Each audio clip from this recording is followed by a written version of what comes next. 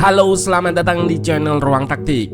Di video kali ini, kita akan bahas pemain yang selangkah lagi akan bergabung dengan timnas Indonesia, May Silgers.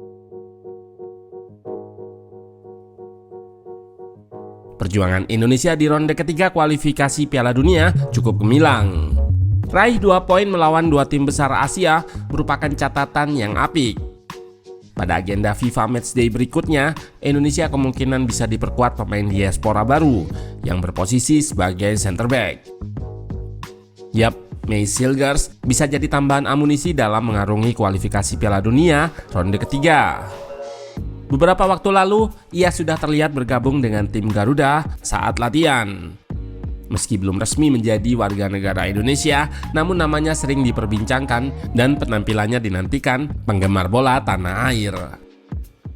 2 bulan lalu, pemain bertinggi 185 cm itu tampil dalam ajang kualifikasi Liga Champions. Silgers sempat mencetak 1 gol dari situasi corner kick. Sayang, golnya itu tidak mampu mengantarkan timnya lolos ke Liga Champions. Meski skor imbang, namun FC Twente kalah agregat gol dari RB Salzburg. Nah, penasaran dengan kemampuan yang dimiliki oleh May Silgers? Let's go, kita bahas sama-sama.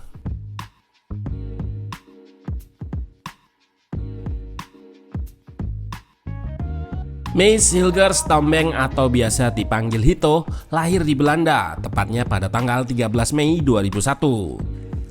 Ia mempunyai darah Indonesia dari ibunya yang berasal dari Manado, Sulawesi Utara. Pemain yang suka dengan soto ayam ini bermain sepak bola sejak kecil. Di usia 4 tahunan, ia sudah tergabung dengan salah satu akademi yang berada di kota kelahirannya.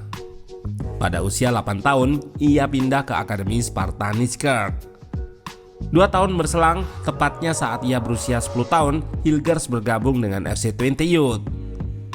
Dari sini, ia terus bertahan dan berproses hingga akhirnya bisa tembus ke tim utama FC Twente.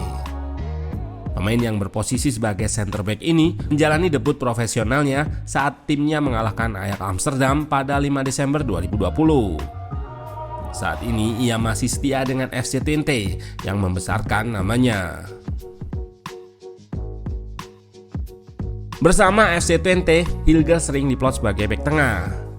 Seringnya ia mengisi pos center back sebelah kanan dalam formasi 4-3-3 atau 4-2-3-1. Meski bermain dalam skema 4 back, namun Silgers kemungkinan bisa juga bermain dalam skema 3 back ala Sinteyong.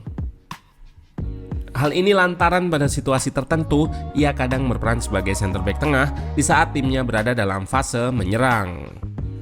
Kebiasaan ini mampu membantunya dalam proses adaptasi dengan skema bermain yang diterapkan oleh Indonesia sekarang. Pemain yang baru berusia 23 tahun itu bisa mengisi pos center back sebelah kanan ataupun kiri, karena kemungkinan di tengah akan tetap dipercayakan kepada JIZ.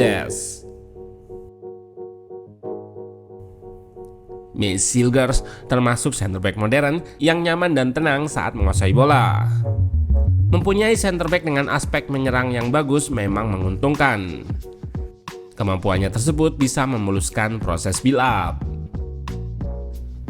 Ketenangan atau composure jadi salah satu aspek yang ditawarkan oleh Silgers. Ia mampu berlama-lama dengan bola untuk memancing press lawan atau invite press. Waktu menerima pressing, ia berusaha untuk tetap tenang agar bisa mempertahankan bola. Cara Silgers dalam merespon tekanan ini sangat bermanfaat dalam proses bangun serangan. Kemampuan itu bisa diterapkan ketika timnya sedang menjalankan skema invite press atau memancing press lawan ke depan. Ketenangannya tadi diikuti dengan keberanian yang tinggi. 2 kombinasi tersebut menghasilkan aksi progresi yang menimbulkan resiko.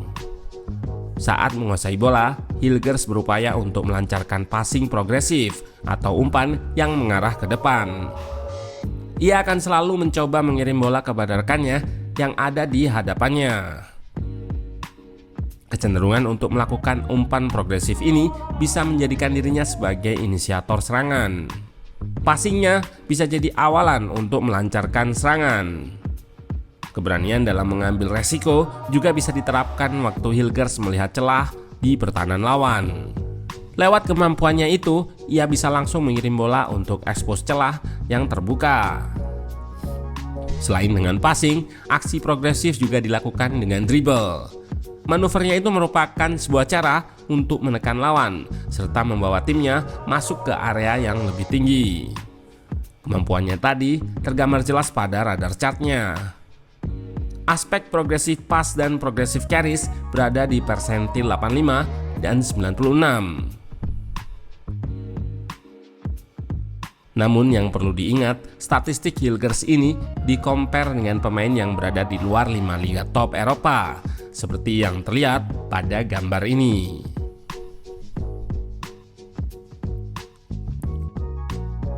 Saat bertahan, Mats Hilgers termasuk center back yang bisa bermain secara agresif ataupun pasif. Aksi militan akan sering kita temukan saat ia sedang melakukan marking kepada lawan. Meski awalnya tidak terlalu ketat, namun ketika pemain yang ia jaga menerima bola, Hilgers akan meningkatkan intensitas pressingnya dan berusaha untuk merebut penguasaan. Dalam momen ini, agresivitasnya bisa digunakan untuk merusak permainan lawan. Lantaran receiver atau penerima bola memiliki keterbatasan ruang dan waktu untuk meneruskan serangan. Meski bisa menggagalkan serangan, di sisi lain kebiasaannya itu berdampak buruk ketika eksekusinya kurang. Ruang yang ditinggalkan menjadi celah yang bisa dimanfaatkan oleh lawan. Oleh karena itu, timing jadi hal paling krusial waktu ia memutuskan untuk step up atau menekan penyerang lawan. Menariknya, ketika situasi duel udara atau saat mengantisipasi long ball, seringnya Hilgers bukan pemain yang beradu, melainkan menjadi cover kepada rekannya yang sedang berduel. Jika sudah ada pemain yang melakukan duel, maka Hilgers akan menunggu atau bersiap di dekatnya. Jika bola tetap lolos, maka ia dengan segera merebut second ball dengan agresif. Aspek ini bisa meningkatkan second ball timnas Indonesia. Secara individu, pemain yang mempunyai darah Manado ini akan selalu mencoba untuk memenangkan duel dengan lawan. Aksi militannya akan terlihat ketika ia berupaya lakukan intercept ataupun rebut bola. Body balance-nya juga terlihat cukup kuat. Lawan nggak mudah untuk menggulingkan keseimbangan tubuhnya.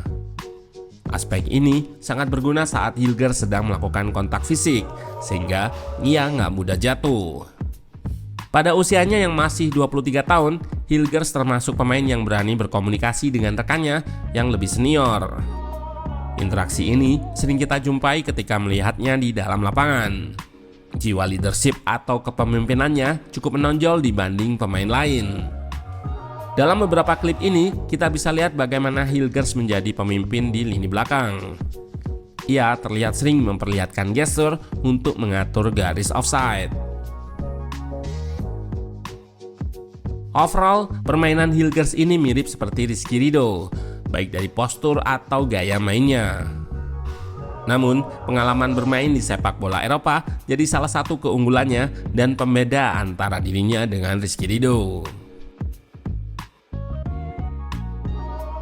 Pada ajang kualifikasi Liga Champions, Mats Hilgers sempat mencetak gol ke gawang RB Salzburg. Dari situasi corner kick, ia berhasil memenangkan duel udara dan meneruskan bola ke gawang. Meski nggak sering, namun golnya itu mengindikasikan bahwa dirinya bisa dijadikan sebagai opsi ketika timnas mendapatkan situasi bola mati. Decision making saat bertahan merupakan hal yang perlu diperhatikan oleh Hilgers. Ia masih sering memilih opsi yang kurang baik. Lambatnya respon juga bisa menjadi persoalan yang menimbulkan kekacauan di belakang.